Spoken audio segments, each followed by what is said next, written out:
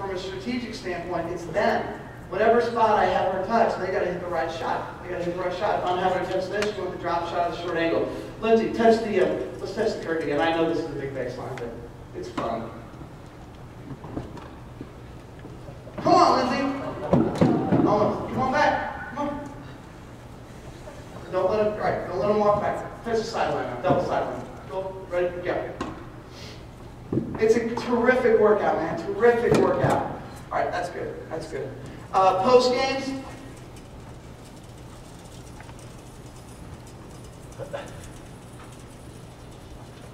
Anybody else got it?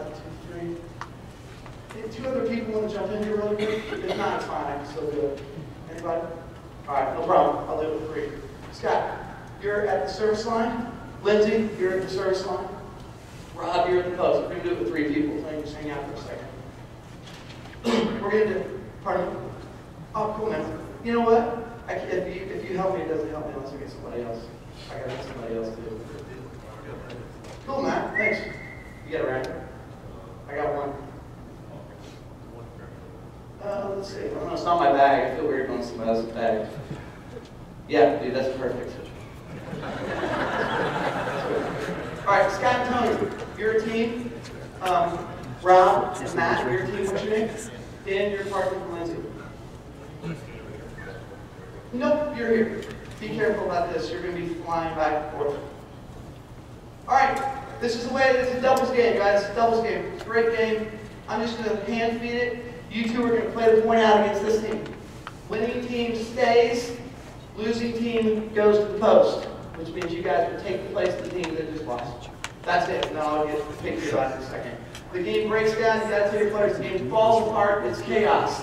If the people at the post, if the kids are not paying attention, if they're looking around and all that kind of stuff, it doesn't work. They have to pay attention. Ready? Ball, the feed bounces. Speed has to bounce. That's important. Go. Play it out. Anything goes. Anything goes. With that one-hander. They're out. Next team. Go. Just like that. You can be anywhere, anyway. Come on. Anyway, we're creating emergencies. We're teaching doubles, okay? Boom. At our club, depending on what court we're on. Oh.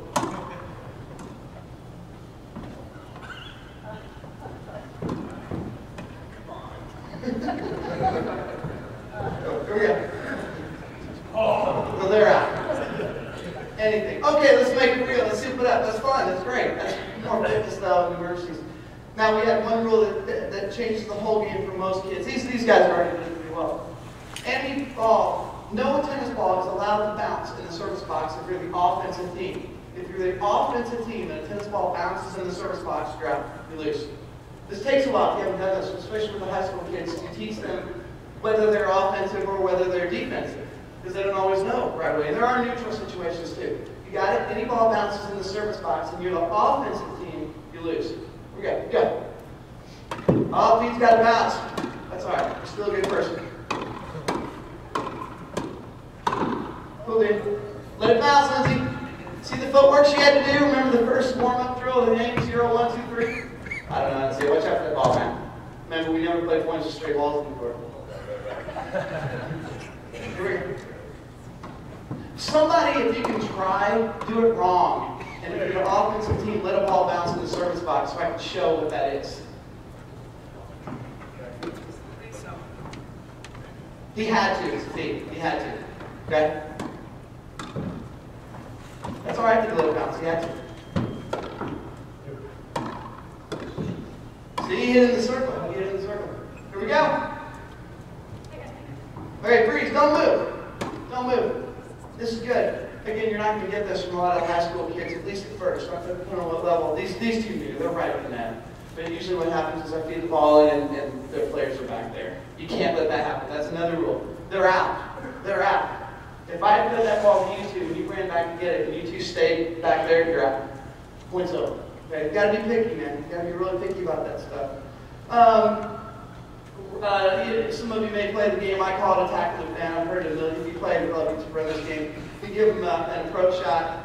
If they win that point, they get a volley. If they win that, they get an overhead. Okay, the way we do it to keep it real, First shot, give an approach shot. You win that, you get a volley. Third ball, you might get an overhead.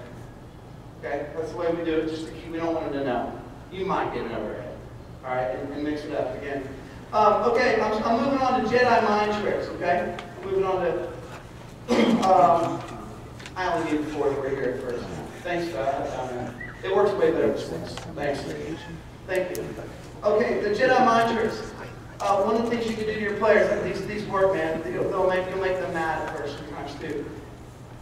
Do it in practice or in a match, maybe it doesn't count, maybe it's not a accomplished match or some match you think you can beat them right before the match. Take Lindsay's tennis racket and give her a different one. Give her some racket she hates. Alright? It'll freak them out, they'll be mad at you. But have them learn to deal with emergencies that are maybe different than hitting a tennis ball. Give them a different racket. And make them adjust to that adversity. Hook them, cheat them. Scott and I had this happen in college. We had a head case, at least, I don't know if he was on your team. We had, what's his name? I won't say his name. He's around here.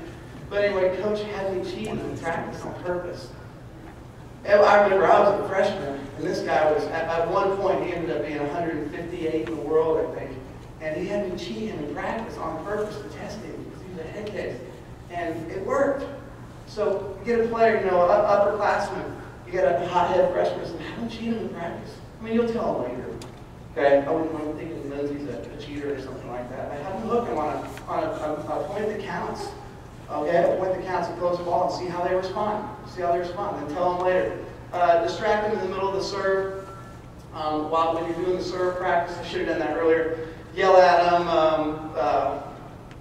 I have a fart machine, and it's on my phone too. Walk it behind them while they're hitting the serve. Lindsay's very good at this in class a million times. And right when they got the ball up in the air, you know, and just see how they react to it. Now the kids in my club, it's funny, I can't even mess them up anymore. I'll walk right, she'll be hitting the serve around making some stupid noise. It doesn't mess them up anymore. They don't care. What? Yeah, sometimes I don't. Sometimes I don't. Allow them one serve on a crucial point in practice. Right when it's crucial point, say, hey, stop until you get one serve. One serve. They're like, what? One serve? What are you talking about?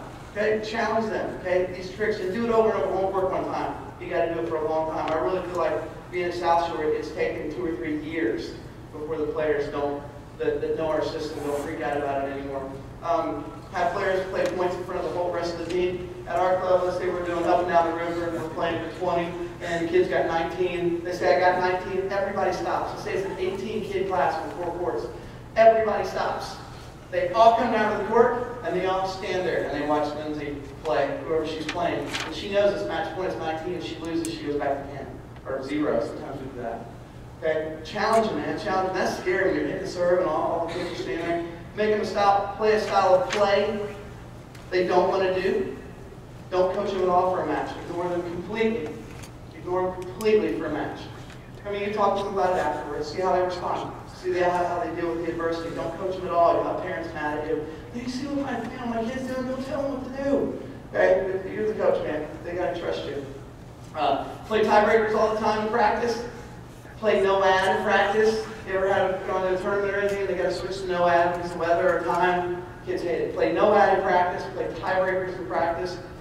Teach them to love the wind when it's a windy day. You get out there and you say, this is so awesome. We get to practice the wind today. You say, thank you for being so windy that we get this opportunity. Okay? It's up to you to set the tone for how they feel about the wind. If you hate it, they're going to hate it. Reverse scoring. In class, we'll be playing, let's say Lindsay's up 17-3 on somebody. In the middle of it, switch scores. She's got 3, the other person has 17 now. Right in the middle of it. They don't have time to think about it, just move on, keep on going. Fitness conditioning, I think I got like 1 minute or something. So, fitness conditioning, I'm not going to, you're so lucky, dude. You're so lucky. But the basic trick with fitness conditioning is do it, and do it well. Do it with competition. When you do suicides, touch or ladders, whatever you want to call them, I don't like that name. You must touch the lines with your hands. When you run 2 balls, after you run up and grab a ball, you know, place it at the baseline. Grab a ball, place it at the baseline. Paying attention to details and keeping it real, don't let them do this. Don't do that. That's just a detail. I know at Stanford, They often do the 2 balls with cones, and they have to sit the cone up when they run, and it falls over, it didn't count. You make them take the ball and place it without it rolling. Okay, again, just a detail, just a detail. Lastly, just to finish up, life skills, form a relationship with your local pros. That's important to me. I'm a huge fan of high school and high school coaches. I got to coach for a few years. I can't do it anymore with the job I have now. But form a relationship with them. Don't show up the first week of practice and start teaching things to the players without communicating with that tennis professional that has been working with them for years.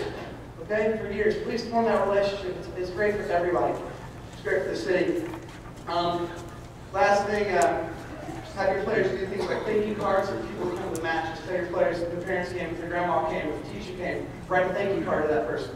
Okay, that's one of the life skills.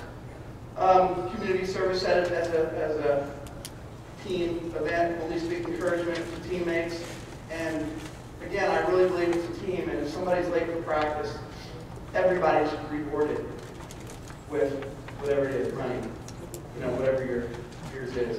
And that's the word I use again, details. You're rewarded. If you're late for practice, we reward you for certain things. Cool? Again, if you have any questions, you can feel free to ask me. Again, I can email you. I can email you the info. Again, most of this stuff I stole from seeing great speakers at this my 16th conference, great conference. And I appreciate all the people, and probably in this room, that have taught me all this stuff too. So anyway, thanks a whole bunch. See ya.